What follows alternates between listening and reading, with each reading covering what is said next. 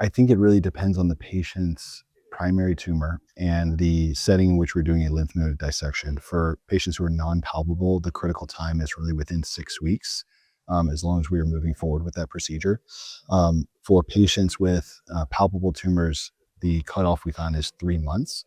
But truthfully, as fast as they are healed from their primary or even doing it concomitantly, we try and get it done as quickly as possible. The biggest barrier, if I'm being honest, is patients' willingness to undergo a second procedure quickly. And also from an operational standpoint, getting them on the schedule.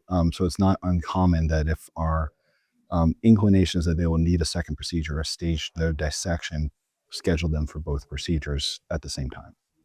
Excuse me, not at the same time, but schedule them on separate dates at once so that they have a date booked for that second procedure.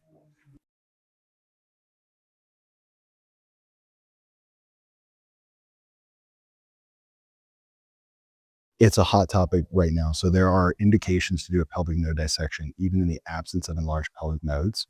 That's really based on the pathology of the inguinal nodes. And those are very well written out in the guidelines, fortunately. Today I touched on the pitfalls of PET CT scan for clinically node negative patients, but I really love you using a PET scan for palpable patients or those with inguinal nodes, because that can tip me off to what pelvic nodes might be avid. And then after chemotherapy or even without chemotherapy, hopefully they would get chemotherapy. That informs the extent of the dissection I have to do. So it would tell me if I need to do pelvic nodes regardless of the inguinal nodes.